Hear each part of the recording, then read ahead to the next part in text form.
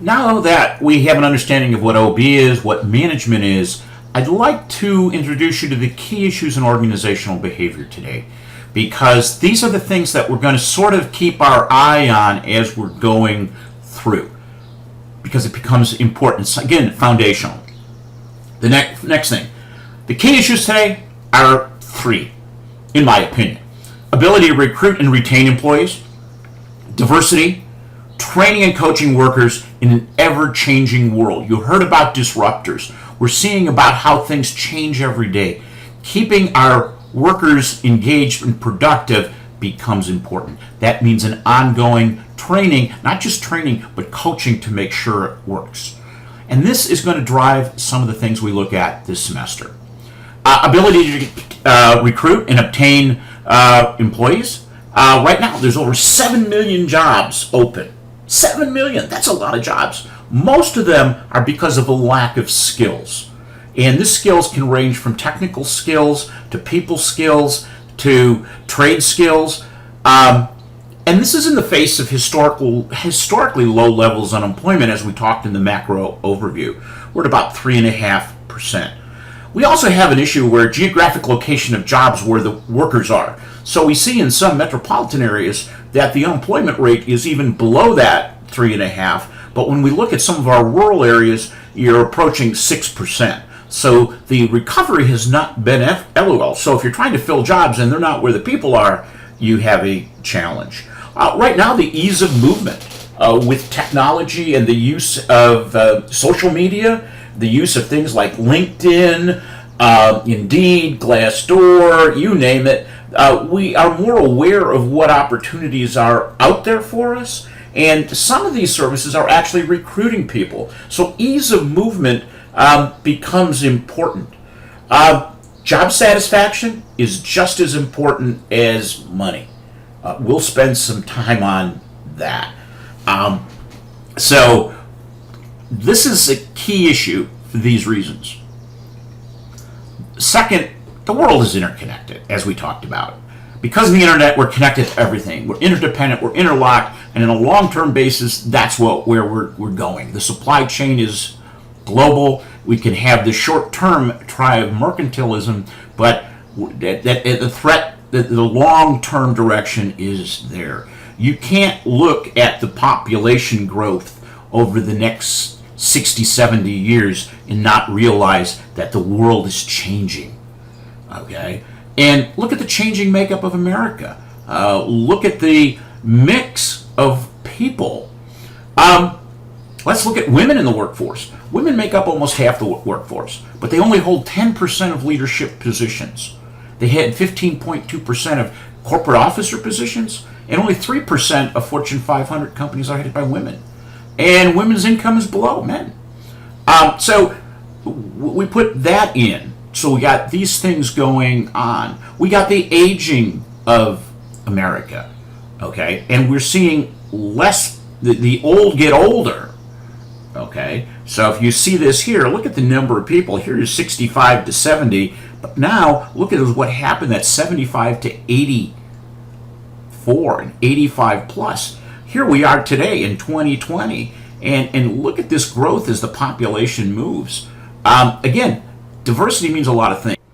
To help us understand a little bit about what diversity and inclusion is, I had the opportunity to interview Denise Reed Lamoureux, a class of 1984, who is the Global Chief Diversity Officer at Atos. Atos is a global company with 110,000 people. So take a look at our discussion. Could you maybe just introduce yourself and tell us what you do? Sure. So I'm Denise Reed Lamoureux, class of 1984, parent 2011. And my role is the Global Chief Diversity Officer at Atos Corporation. We're an international company, employees in 73 countries, about 120 odd 1,000 employees at different points in the year, but typically around 110,000 full-time resources. They come from all backgrounds and from all represented groups. So the job is very interesting because I have to take into consideration laws for particular countries on top of what we're trying to do at a global level. What are you trying to do?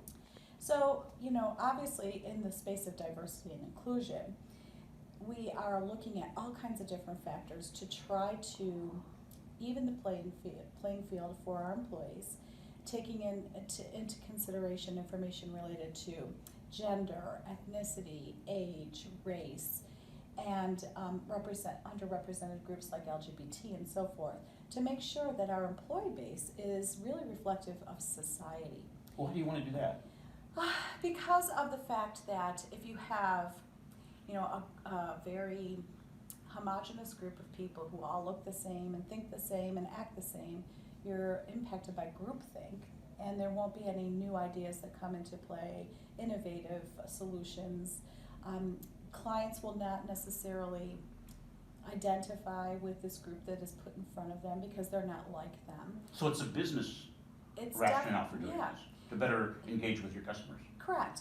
And there have been so many studies done about the fact that companies that are more diverse in their employee base have higher revenue marks, have greater levels of employee satisfaction, retention, and then are more attractive to future applicants to the company. Why don't more people do this? It seems rather straightforward when you explain this to me. It's so funny because we think that by now, as we were talking, that this should be just status quo.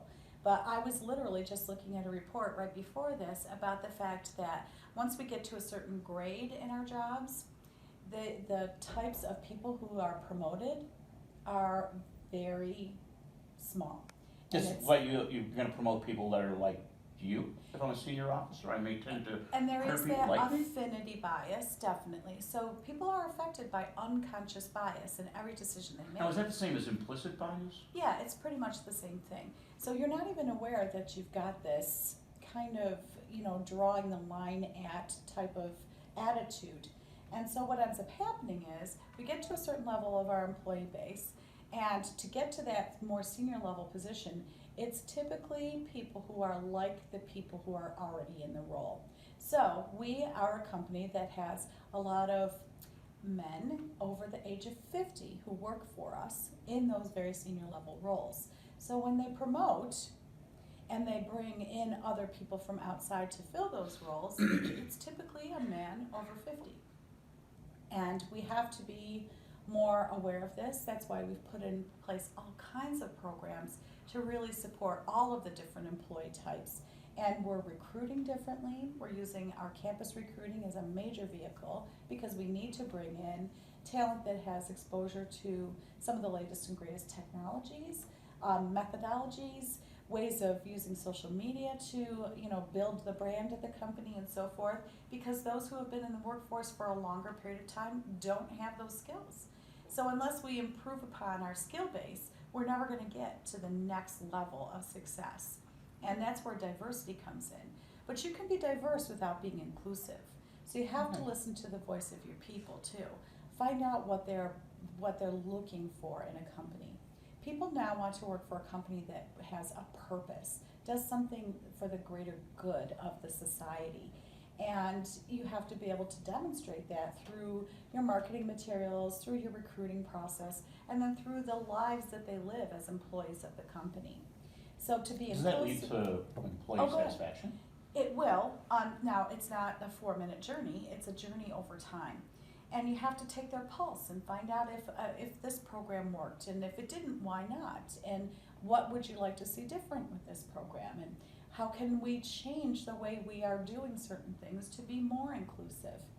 And then that leads to a third word in this equation that's really important. That's the word belonging. How do you ensure that your employees feel like they belong with you, that they align to your values, that they see the purpose of the company, they feel their work is adding value, and that you yourself as this corporate entity appreciate what they're doing? And that's where the real war on talent comes in, because we lose people who don't feel that. They've never felt that sense of belonging. And then you have to go out and recruit somebody, which costs money. Right. And customer impact if they're not being Exactly. And it goes all the way back to a satisfied employee is going to make sure that the client is satisfied as well.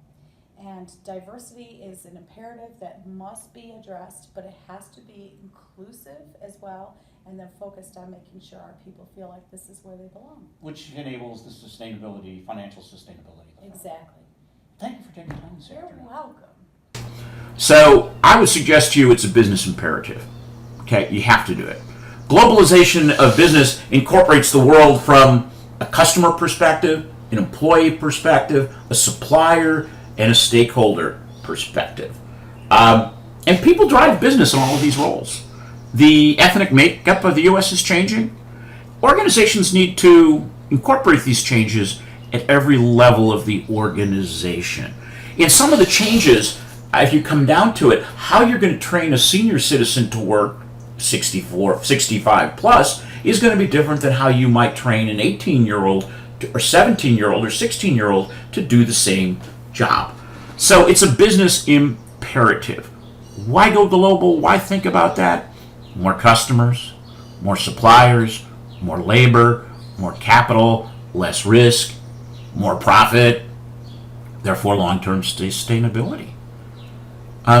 So that's within this context that we're going.